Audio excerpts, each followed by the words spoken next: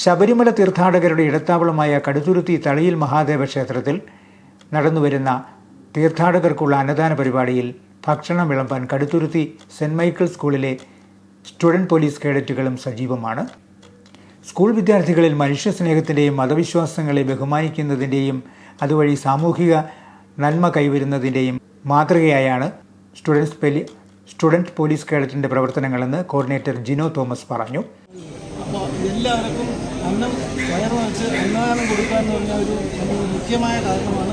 അപ്പോൾ അതിനു വേണ്ടിയിട്ട് ഞങ്ങളുടെ ഈ അടുത്തുള്ള സ്കൂളിലെ കുട്ടികൾ SPCയുടെ കുട്ടികളിവിടെ വന്ന് സഹകരിച്ചതിനും അതിനു വേണ്ടിയിട്ട് അവരെ പ്രേരിപ്പിച്ച അധ്യാപകർക്കും അനധ്യാപകർക്കും പോലീസ് ഓഫീസർമാർക്കും എൻ്റെ സഹപ്രവർത്തകർക്കും ഇതുപോലെ എല്ലാവരും നല്ല രീതിയിൽ പ്രവർത്തിച്ചതിൻ്റെ ഫലമായിട്ടാണ് ഇത് നടന്നു വരുന്നത്.